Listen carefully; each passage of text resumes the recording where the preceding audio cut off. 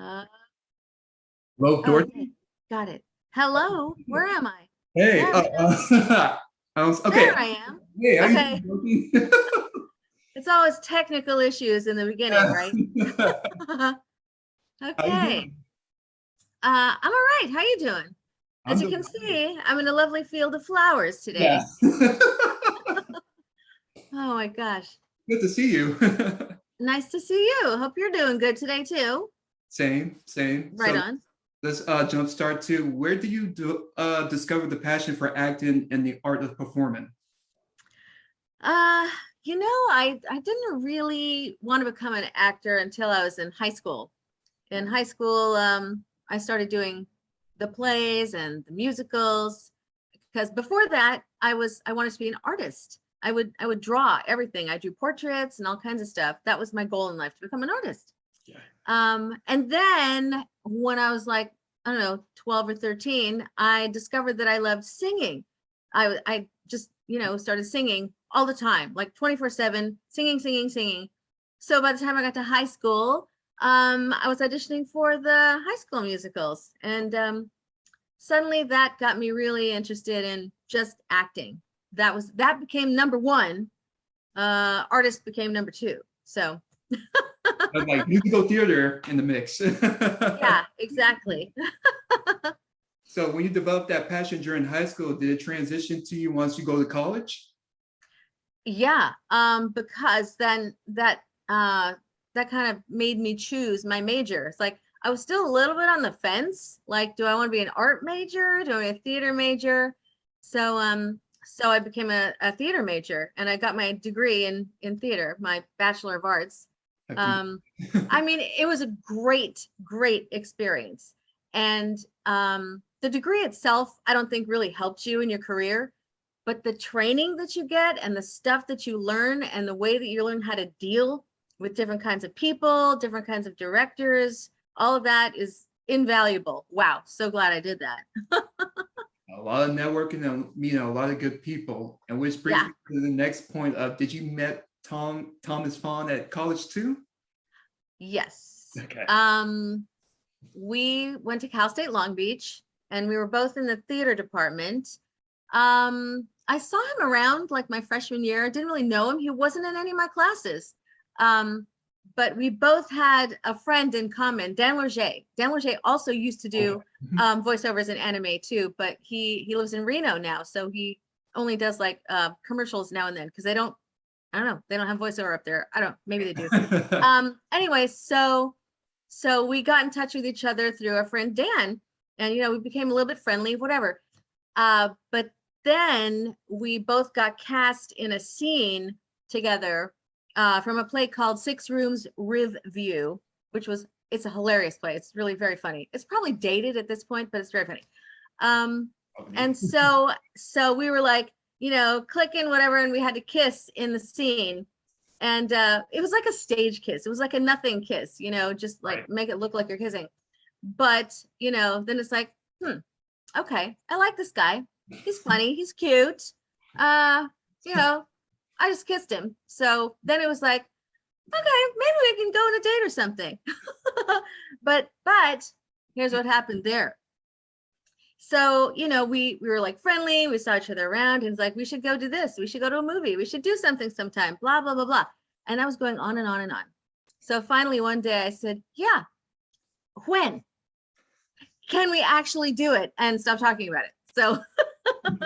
So we went on our first date. We went to go see some Beatles movies. And then after that, it was like, okay, this is the one.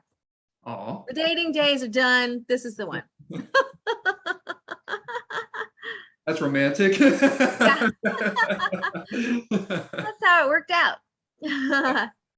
And through Tom, you met some of his family probably, and you know them just as long as you met Tom too. So man, that's very amazing, to have that close connection with the family members because I know they're hoot to the pawns. So Oh yeah, yeah. yeah. We're very close. The family is very close. We're all in the same business pretty much. Melissa and Jonathan do voiceovers. Jonathan's wife Jenny does a Mhm. lot of on camera. She does like, a little TV show now and then. She'll do like a part that's on for a couple episodes. And And that's really, oh, how great is that? I don't do on camera. Right. No, uh, can't do that. And I don't know if you know that Tom's older brother, Michael Fahn, who lives in New York, Yeah. is a jazz trombonist. Oh yeah, I He, heard. Go yeah, ahead. he's done a bunch of albums and he plays like clubs all the time. He's kind of phenom. Yeah, so it's a great family, and the food is good too because his mother's Italian, and so Yeah. she's a Yeah. good cook. So thank you personally, and I thank you so much for sharing that story between how you and Tom fell in love, how y'all met. It's really touching. Yeah. Now moving on. So where did you discover anime voiceover, or as they call it back in the day, ADR or dubbing? Yeah, well, we got started when before it was called anime. It was Okay. called Japanimation. They Oh, actually it was called Japanimation. I think that was just the name they gave it because they had no idea. It was brand new. Nobody had like done this stuff before. So Tom was working with this guy, Victor Garcia, who brought in this project one day. He said, I need actors. You're an actor. Your wife's an actor, right? Your family are actors. Okay, I need you guys to help me. We have to dub this Japanese cartoon into English. Are you interested? And we're like, I mean, yeah, sounds fun.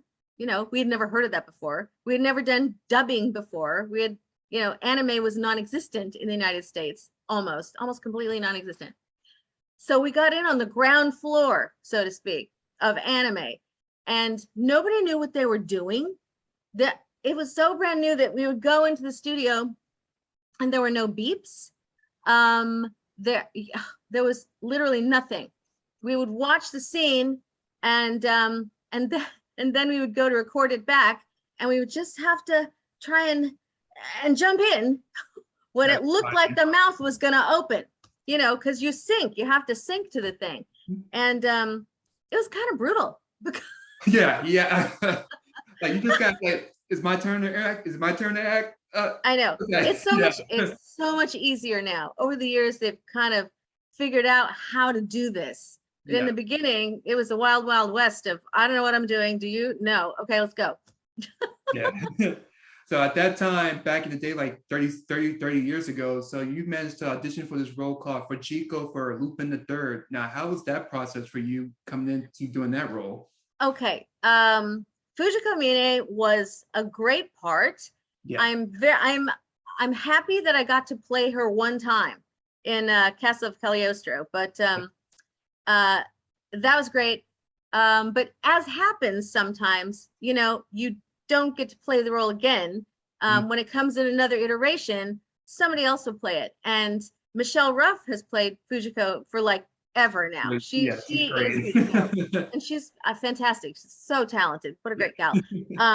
But I just feel like I was lucky to like be a part of it in the beginning, to be able to do that. It's an iconic role, and recently I got to play a crazy part on Lupin the Third Part 6, I think it is. Yeah, where they cast me as this waitress who is just like done with it. She was just like over everything, and I'm like, when I went in, I had no idea that it was going to be such a big part in this episode.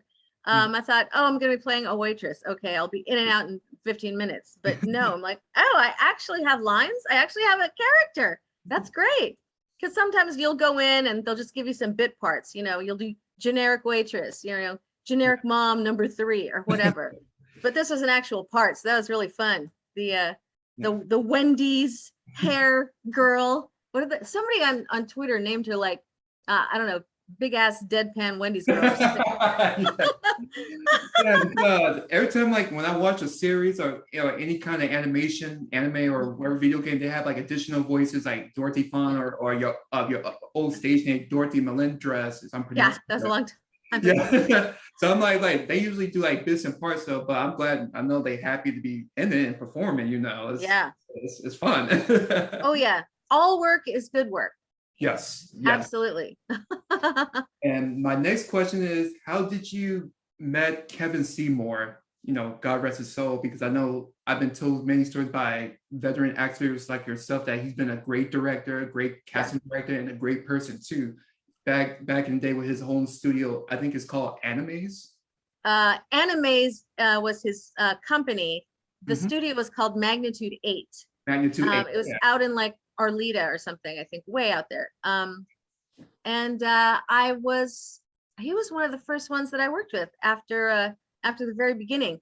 And in those days, the talent pool for anime work was so small. We all knew each other, and the people that we worked with knew the other people who were starting to do anime. So they would just farm us out. Oh, she's really good. You should use her. Okay. So then they would email me, we want you to come in and audition for this. So you didn't need to have an agent in those days, because you just eventually knew everybody who was casting, and they would contact you. They would say, I want you to come in, audition for this, or I know your voice already. I've worked with you. I want you to do this part. You don't have to audition. So So that's how you met Steve Bloom, Leah Surgeon, and Bob Klein too, right?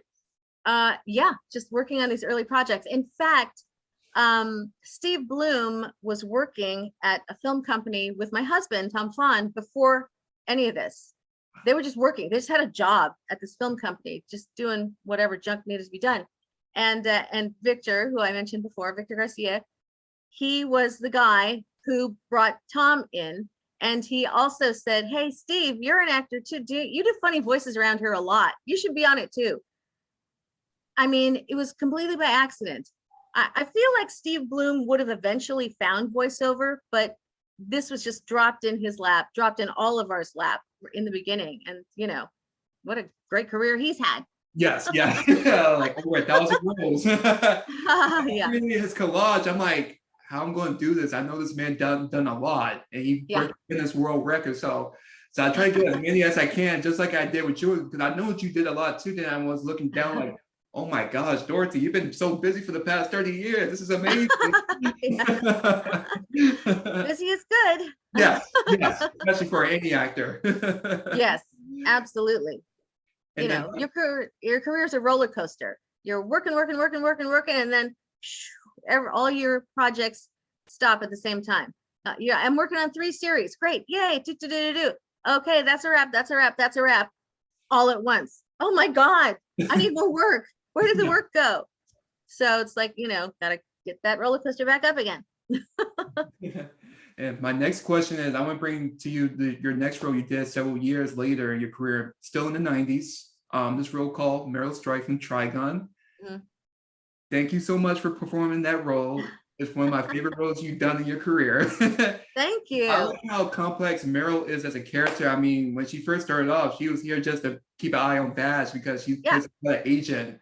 Mm-hmm. But she had a very compassionate soul, even though she's kind of short-tempered too. Like, you do a good job capturing that kind of characterization too. Thank you so much, Dorothy. I must say, you must have had fun during your session with the director, Leah Sargent. And yes, yeah. In fact, it's interesting that you say she was like your favorite character, because I used to say, yeah, she's one of my favorite characters, but in reality, I think she's my favorite character too, mainly because I really related to her. I got a grip on her like instantaneously. I didn't have to like find her or like, work at doing that character. She was really close to me, which is interesting. Driven, but like wacky and like, kind of a kook sometimes. It was great. I really related to her. And I felt like I really wish there were more seasons of that show. Yeah. You know what I mean? Yeah. It was kind of sad when it ended. I'm like, that's it? Oh my God, that's it for Meryl? Yeah. No. So, but yeah, I love that show, and everybody on that show is fantastic. Yes, they are. It was one of the best experiences. I got it. And I know between those sessions, you also had like a little small part as some kind of computerized voice on Cowboy Bebop too. And I think that's the first time you met Mary Elizabeth McGlynn too, right? Or you knew her before then? I knew her through Digimon. I think that's the first time I worked with her. Oh, okay. That But makes yeah, but she directed Cowboy Bebop, and she would bring me in to do like little voices here and right. there. You know, like I did a little boy voice one time, did a computer voice, whatever, just whatever junk needed to be done. Yeah. Since you mentioned the D word, I'm gonna go backtrack a little bit. How did you collab with the company Saban Entertainment, and where do you find your beginning with that company? Well, like everything else back then, it was like recommendations by people you had already worked with.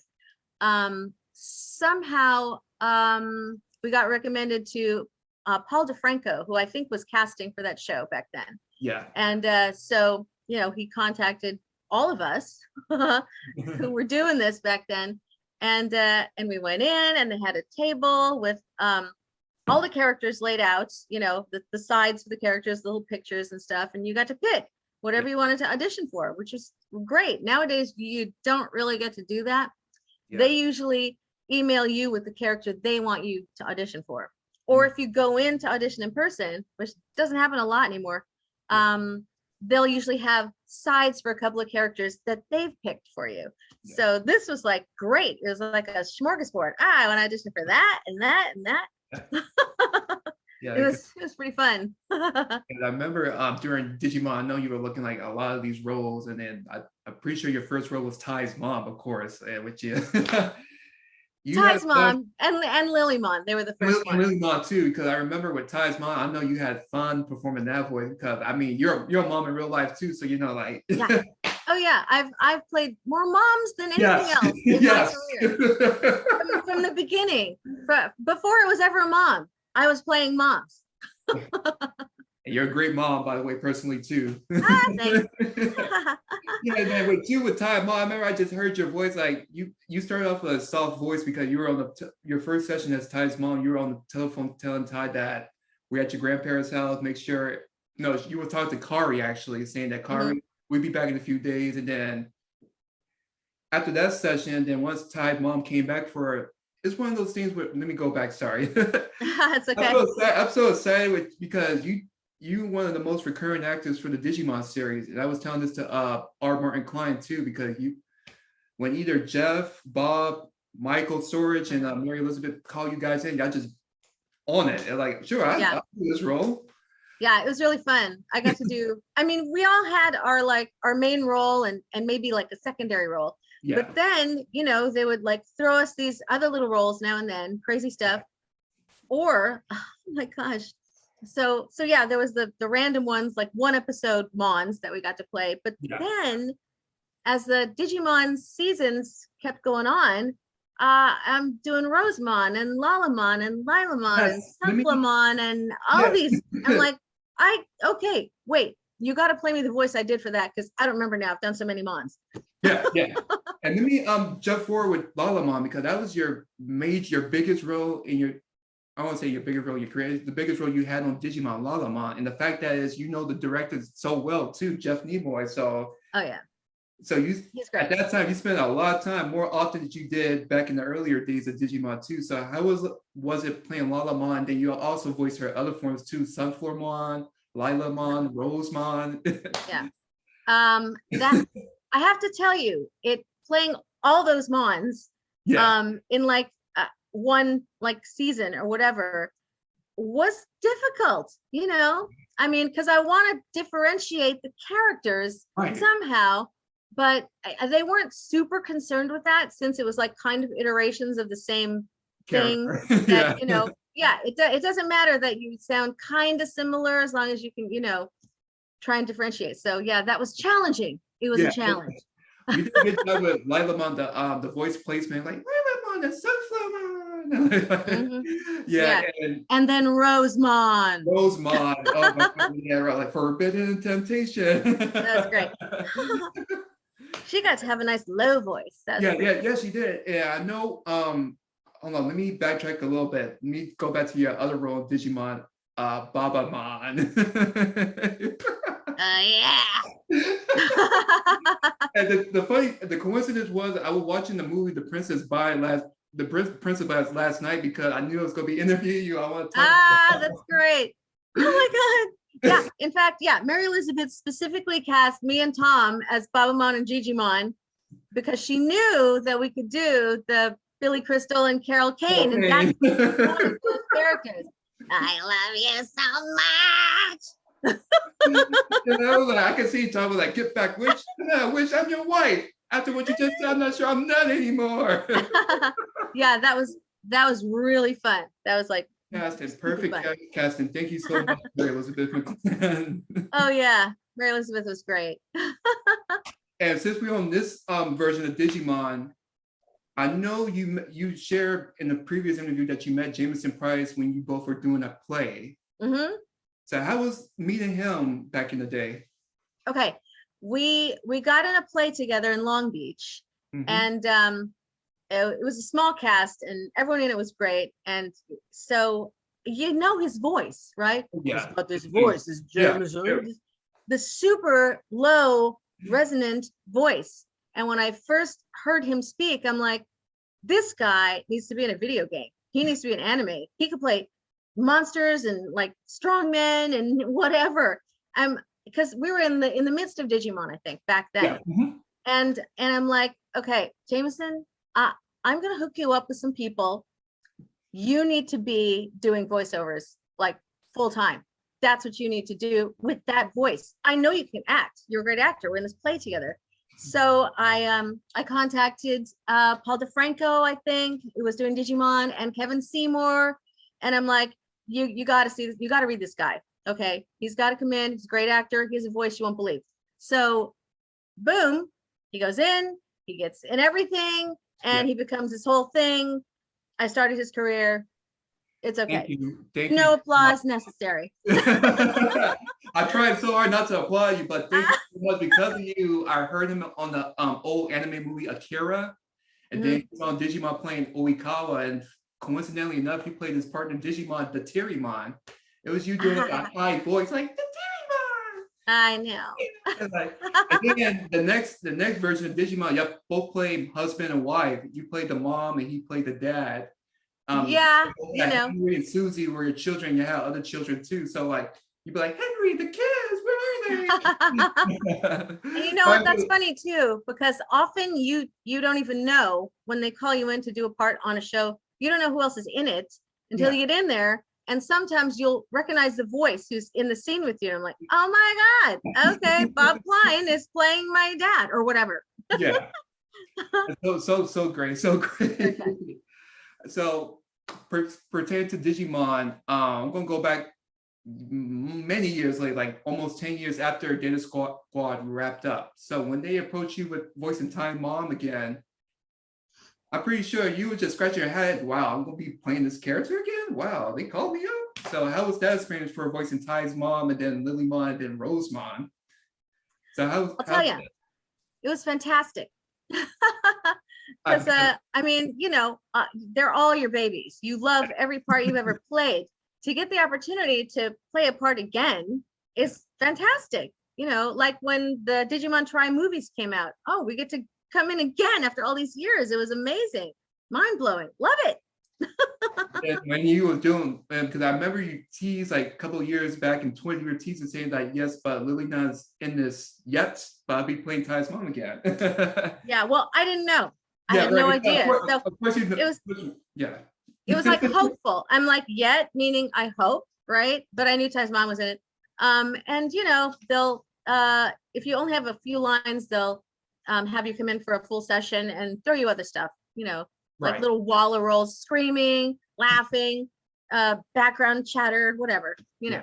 Yeah, because I remember what you did with Lilymon, because I know you never know.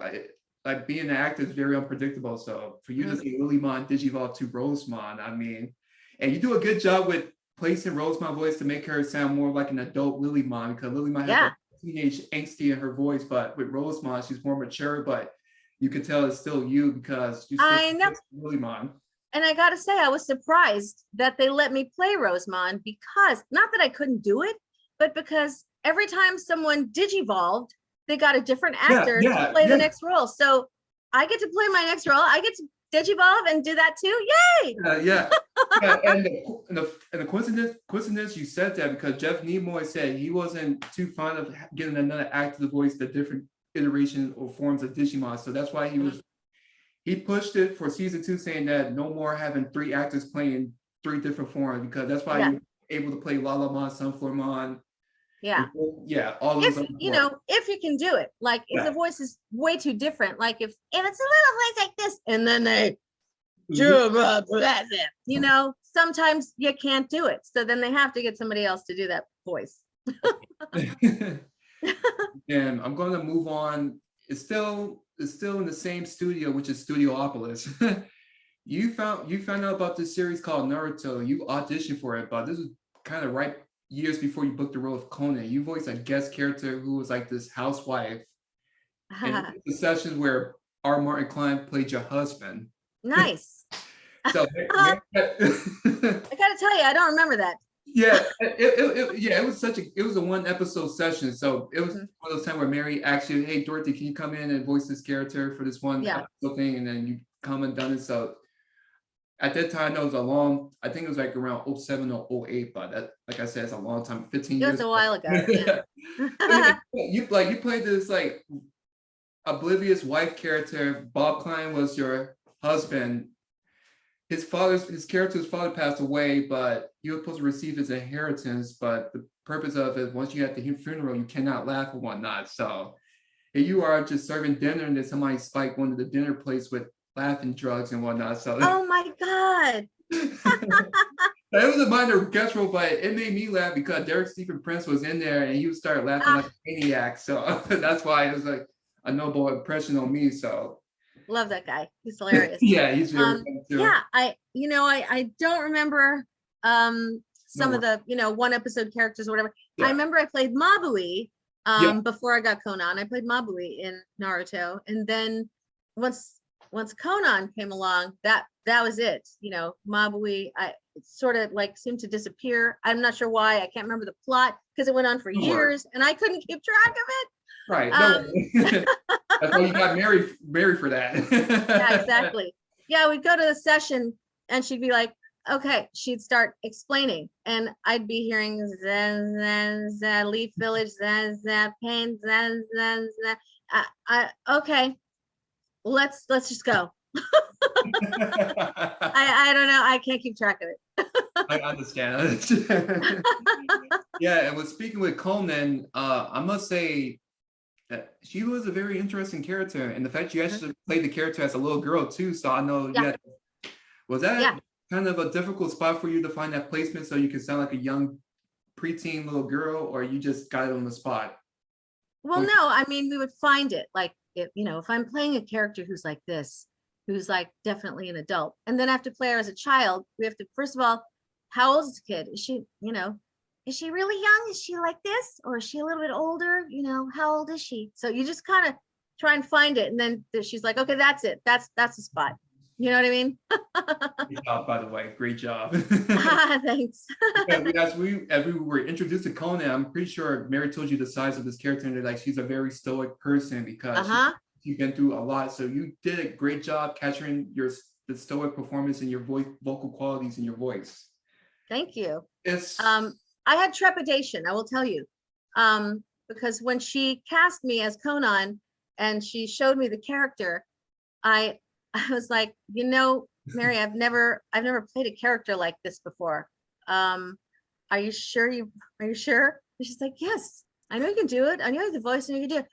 She had more faith in me being able to play Conan than I did. And I'm like, okay, all right, this is something new, something different. I'm gonna go for it.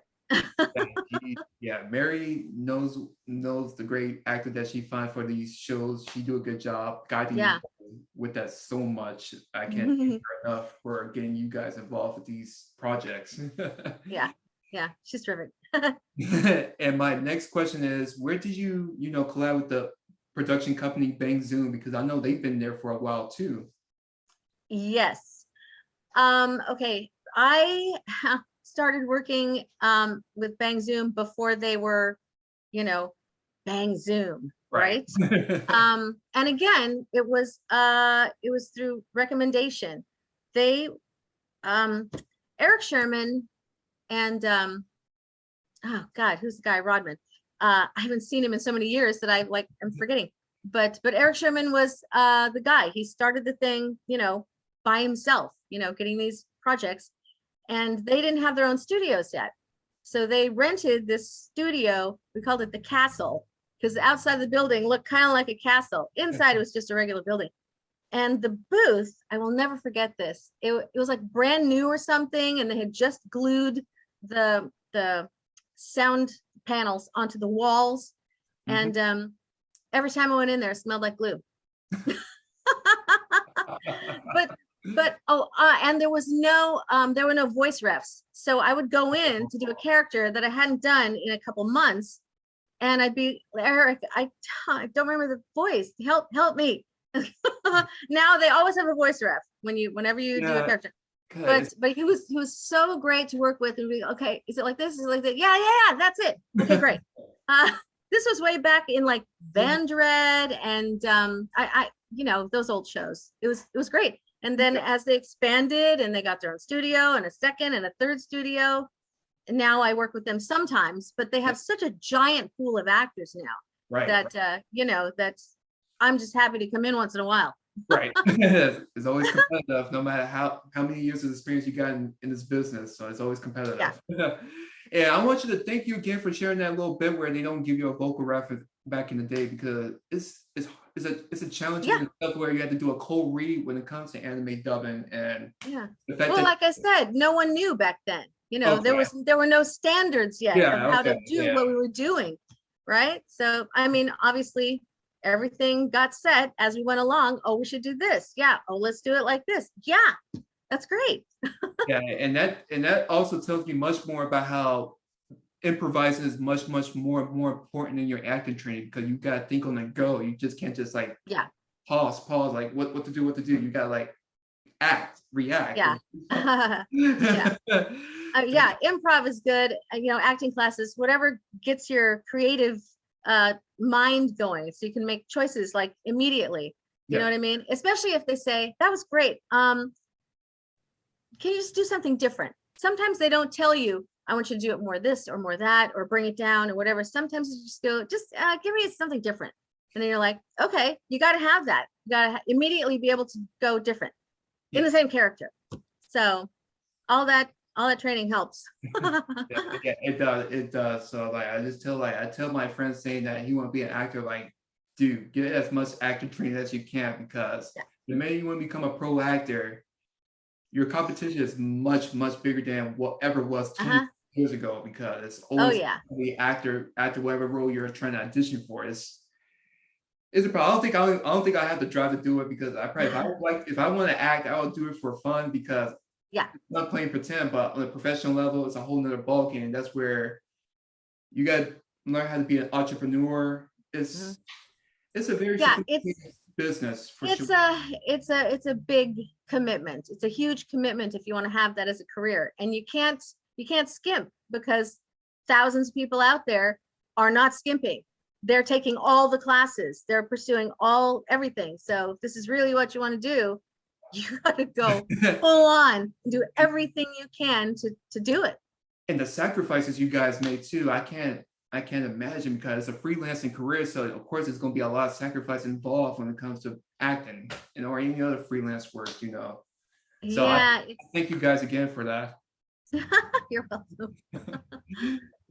And I want to go back to Bang Zoom. I know you've been involved as a recurrent actress for the series called JoJo Bizarre's Adventure, and I want to say you do a great job doing that kid version of Jotaro. Yes. Thank you. It was like, I looked at who voiced Kid Jotaro. I'm like, I couldn't see in the credits, and I looked at the name, like, that was you? Like, oh my God, I knew she did kid voices, like kid boy voices, but her doing Jotaro as a kid, that was great casting. Whoever did thanks. It was interesting, because usually when I go in to do a boy voice, they just show me the character and play me the Japanese, and I try to, get in that place, because they usually want you to come close to the Japanese if possible. But for Jotaro, they wanted to play me Jotaro, and to hear that, and how would I play that as a young boy? So we're like, it's a little bit creative here, sure. We can do that. JoJo's Bizarre Adventure, I got to play a few characters on a few episodes, and it was so fun. What a fun show. Oh my God. I want to go again. I want to come back again. JoJo.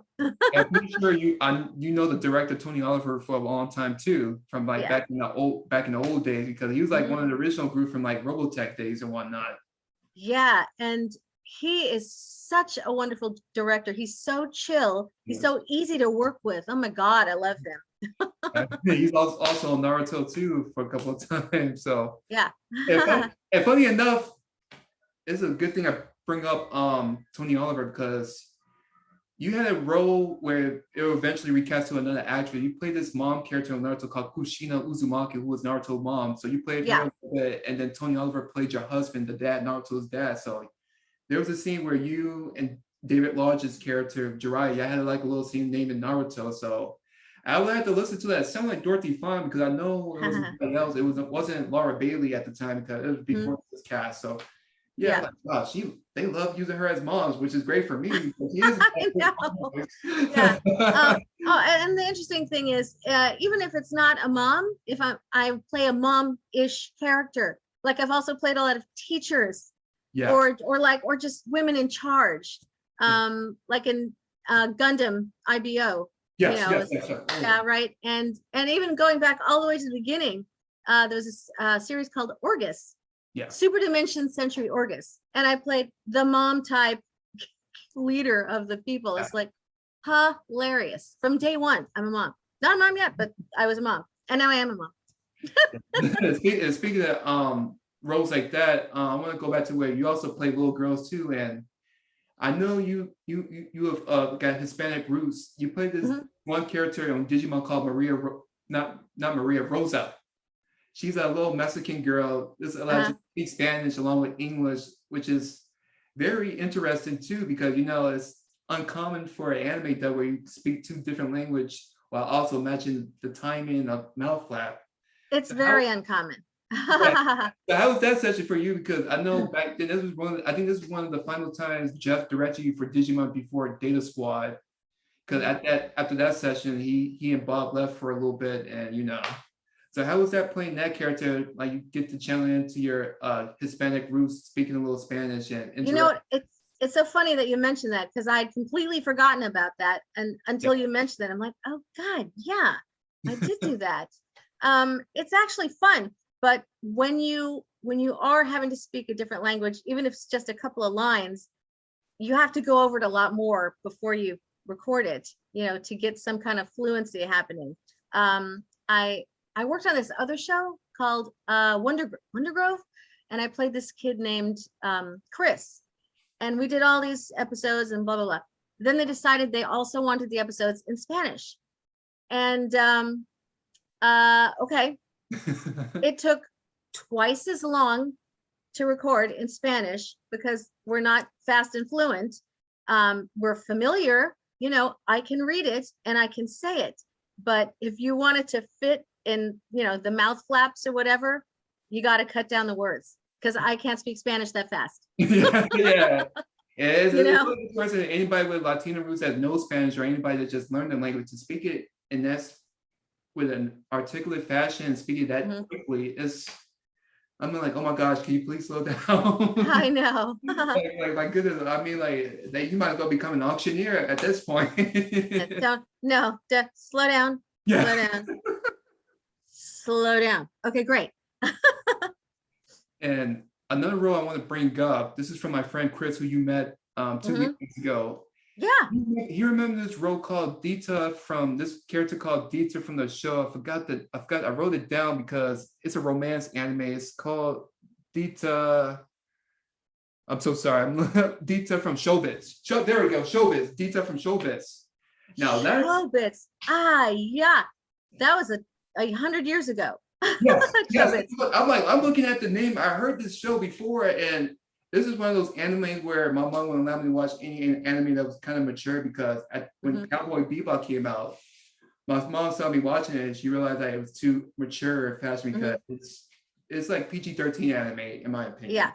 But it's still good series. But with Showbiz, the character you play, oh my gosh. I gotta tell you, I remember working on Chobits. I think I even have a manga of Chobits, but I don't remember the character.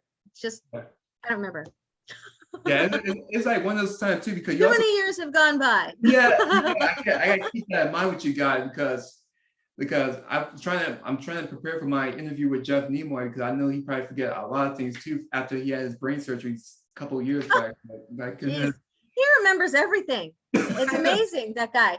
And and this, going back to Digimon, the scripts that he and Bob wrote for the Digimon movie, oh my God, the golden lines of Ty's mom in that movie, classic. It was like, thank you for writing this for me. Oh my God. And thank you for performing. And wait, let me go back to that session. I know that gotta be a unique feeling, because it's a full feature-length film where you're voicing this character. Did you have like special privilege, like craft servicemanship and whatnot, or? Oh no. Oh, okay. No, it's just another anime session. Doesn't matter if it's an anime episode or an anime movie. You're just going in to record your lines. Okay, yeah, because I thought like some had to say that it was like a different film, because I think it was done at like a slightly different room or studio or whatnot. Or oh well, I mean, it's not craft services like when you work on a movie where they have like a buffet of like foods.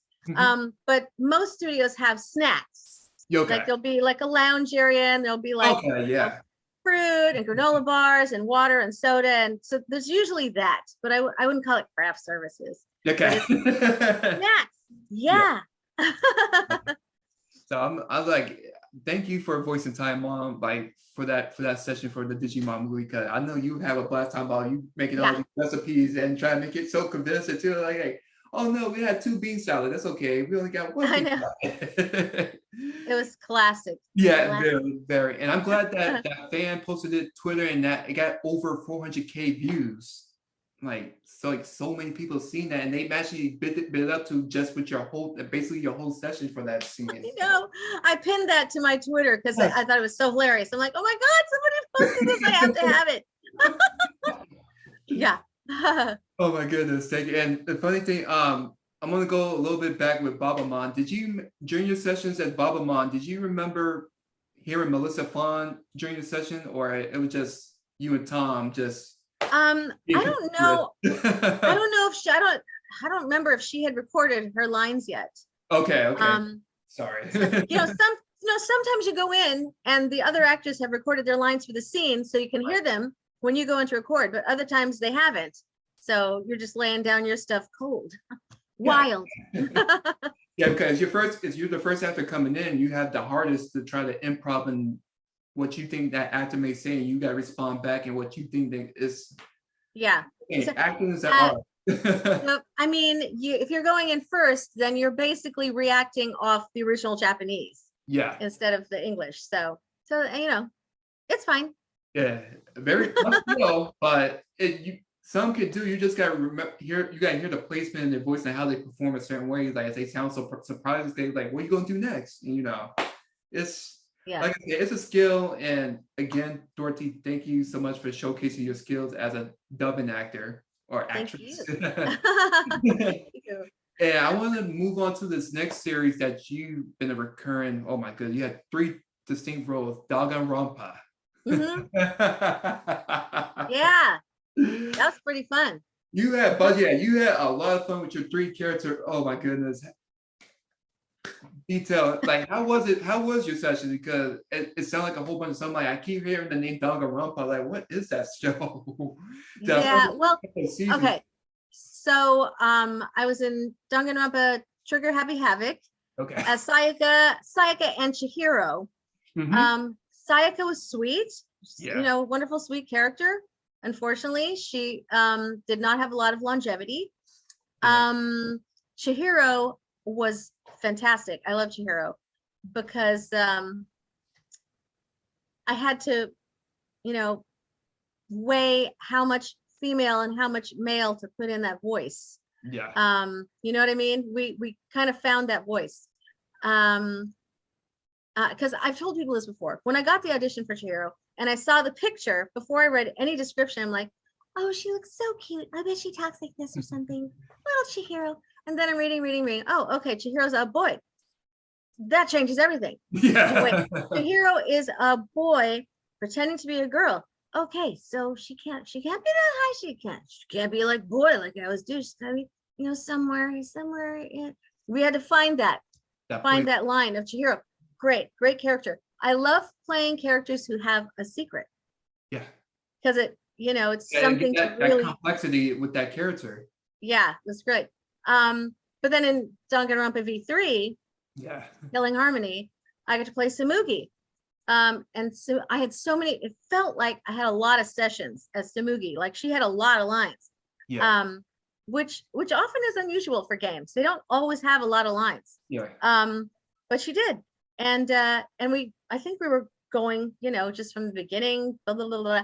Yeah. And then we get to one day there's this reveal for Samugi. I don't know if it's a spoiler at this point. Oh no, it's not. You're fine. And okay, so today I find out in my session that Samugi is the mastermind all along. She has been the mastermind. And I didn't know that. And they didn't tell me. I was just playing it like for real up to that moment. And then I'm like, oh my God, you didn't tell me this. And in a way, it was kind of genius. Because if I believe that what I'm doing is completely 100% real, everybody else will too. It won't color my performance. Then it got to that point, I'm like, oh, wow, okay. Yeah, because this is a shocker. it's an interesting part that I forgot to note to you too, because what you already know for 30 years, that when you actor playing your characters, you only see what the interaction with your characters interact. You don't see the whole picture of the whole production. You just only see your characters and their involvement. So like when you came back to voice Lilymon, little did you know that she's gonna be digivolved into Rosemon. So like, oh wow, and then you get able to play that character too. Yeah, I mean, so a lot of voice actors these days, they started out as anime fans, like they were totally into anime, and then they like became voice actors. Mm-hmm. So a lot of them watch all their stuff. They might even watch the Japanese before they even get cast in anything, and they know it. Yeah. But back in the day, we were just actors going in to do a job, and so we knew our scenes from the shows that we were in. We knew that, and that's basically it. That's why Mary Elizabeth would like try and give me this whole spiel of what's happening in the show, and I'm like, okay. Yeah, that's what I can't keep track. Because like if you're a fan of a series that you're working in, you already been a fan. That's great that's a bonus for you as an actor. But you got another fan. You got improvise whatever acting training that you had in your background and apply it to the series, even though you don't like. For example, you could play a doctor even though you're not a doctor in real life, or a little boy and little girl even though you're not a little boy and little girl. Yeah. So, that's the beauty of voiceover.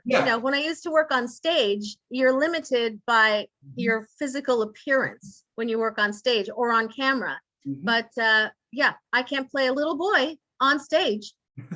I can't play a grandmother on stage. I mean, I could, but they would have to like go through the whole makeup process. So there's just so much more acting freedom as a voice actor. Very. And I want to move on to this next series that you have a joy of performing for is Fire Emblem, because you played. Yeah. You did a good. Oh my goodness! I think you maybe teared up with your performance as Mercedes on Fire Emblem Treehouse. That was my first Fire Emblem game I played, and I know that the voice cast is amazing. I'm like, okay, let me go ahead and just buy the game and play it. And like, oh my gosh. Everybody did great with their roles. Oh my gosh, you as Mercedes, it was amazing. And thank you. I have to thank Patrick Seitz for directing you guys. He know what he's doing. And I know this wasn't your first session with Fire Emblem because you played two different characters before you played Mercedes. I played Renea in Fire Emblem Echoes. Yep, that's the name. I think that was the only other one before Fire Emblem Three Houses. Yeah. And Mercedes. I don't know. I don't want to say I was surprised I got cast as her because I think I had a connection with her. I auditioned for I think Edelgard 2, and I'm like, I can be the battle gal. Blah, blah. Nope. you're going to be the sweet, religious, pure, whatever. And I'm like, you know what? I actually like this character. I can relate to her values, and so that was actually really good. It was actually really perfect casting. Yeah, it is. And I'm pretty sure you had a fun time collaborating with Patrick Seiss. Like, he gave you awesome direction skills. He's an amazing guy and an amazing actor too, because he knows what he's doing with the series, and he treated with absolutely care and understand what you actors are doing with these characters. Yeah, he's great to work with. And when you do a video game, it's similar and dissimilar to anime. It's similar because you're recording only your lines. You're not in a group of a bunch of actors like in original animation. Right. But you're not syncing. It's not to sync. It's just reading your lines. And the great thing is that whenever there was a scene with him, because he played my brother / the Death Knight, he would read me in with his line, so I could actually play off of him. That's amazing. Yeah, so that was great. That was fantastic. Okay. Thank you for sharing that story, because that's interesting. I'm pretty sure Mary probably do some similar techniques too. That's amazing. Thank you for sharing that, because that makes it helps the actor it does have that. And I want to move on to another sensitive topic. So when the pandemic started, and then that's when all the voiceover actors had to switch over to having their home studios, how did you transition from that tough period of having a home studio? With much difficulty. Oh my gosh. There are some professional voice actors out there who have home booths already. They always have. Oh yeah. And then there's the rest of us. I would think most of the people that already had home booths work probably in promos and commercials, and do stuff internationally or across the country. They'll just do work from home. But a lot of us did not. We just work here, and we go to the studios to do anime or whatever. Mm-hmm. So everybody was scrambling. Everybody was scrambling to put something together at their house so they could continue working, because all the studios shut down. Yeah. And for someone who is technically challenged, like myself, it was super, super difficult. I got a closet. I had to empty out a coat closet and put stuff all over the walls, and put something up high where I could put my laptop. I had to work with an old microphone that was not great. Eventually, after 4 months or so, I bought a new microphone. But and since we're working at home now, Tom also had to work from home, so I had to give him my laptop, which was the good laptop, and I had to use this really old laptop. It was a long process trying to figure out how to work it. I actually did a Naruto game in my closet on the old laptop with the old mic. Wow. As it got along, I would hit, there was a session where nothing was working and I didn't know how to fix it. Did not know how to fix it. So it was tough. It finally it took maybe 6 months for me to get everything truly up and running where I could actually have sessions, Yeah. Oy. Thank you for sharing that, because I know it goes back to the word sacrifice, because when the pandemic first hit, my first concern is, what about the actors? I'm hearing these post-production studios shutting down, so what they going to do?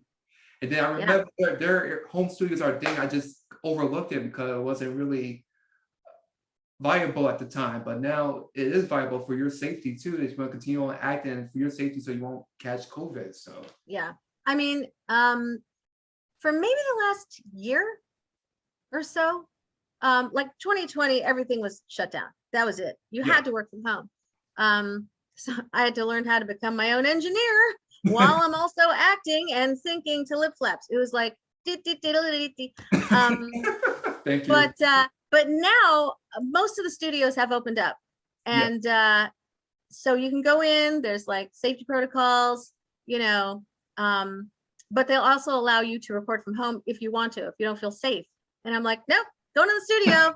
I'm coming in.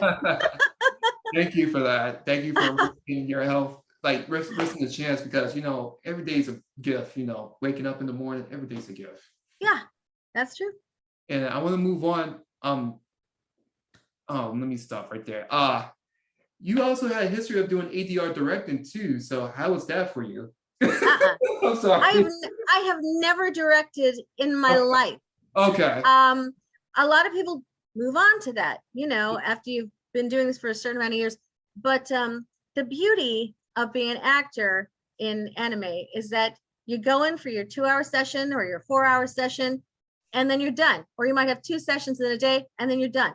If you're directing, you're there like, 9 to 8 or 9 to 7. And that is not what I want.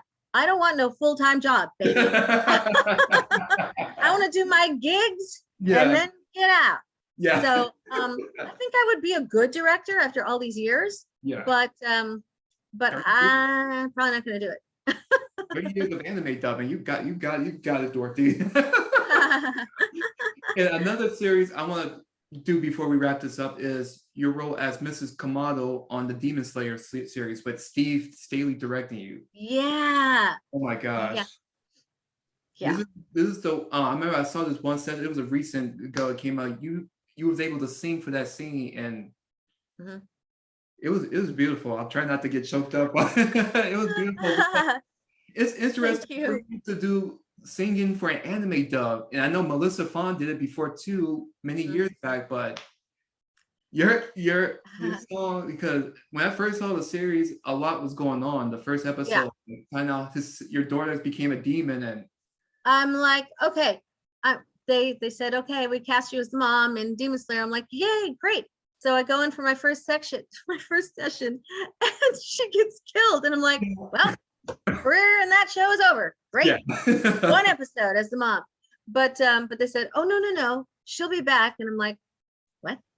So she was periodically back, in dreams or whatever, and talking to her kids. And so thank God. So I got to be in the series more than just 1 episode. Yeah, you want to understand what this kind of mom character, what she was before she got killed, and it gives you that complexity and characterization, and it also allows you to use your vocal talent as a singer too. So, which is again beautiful done. Thank you. By Steve Staley, and I appreciate Steve Staley and I used to be in a theater company together. We were in a production of Godspell together. Okay. Musical. So for him to be directing me in the show and it's like, oh my God, we're going back in time. That's interesting because your career, you met and interacted with so many talented people like Michael Sorge. I love him. Yeah, Michael Sorge is a hilarious guy.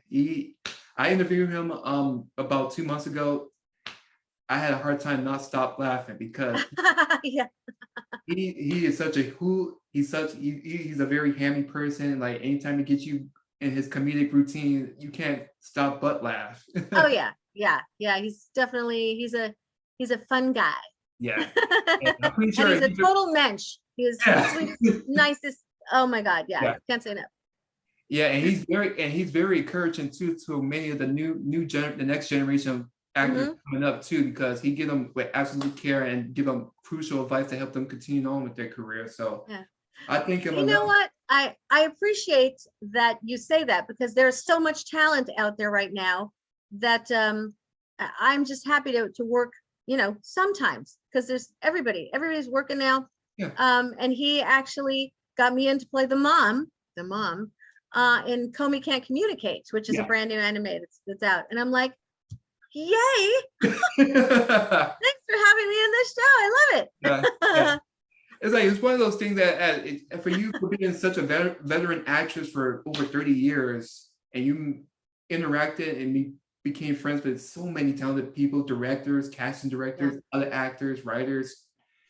They know what you're capable of, and if they get able to cast you in something that they know you're a great fit for, they would do it. They would definitely do it. So there's so many names I want to list, but like Michael Sorge, Tony Oliver, I can't name, and the late Bob, I know you interacted with Bob Papenbrook too, so back in the day. So Mhm. it was like, it's been a privilege talking with you about, let me rewind this back. It's been a privilege interviewing you, Dorothy, so much. Thank you. I had so much fun. You gave me great joy talking. Right on. All right. Okay. Okay, so with that said, you have a wonderful day and good luck You with your too. future auditions and sessions. And hopefully I will formally meet you at a convention along with Tom. Yeah, that'd be great. All right. Let's meet at a convention sometime. Yeah, I'll That'd definitely be awesome. keep my schedule up. Okay. All right, take care, Dorothy. All right, you too.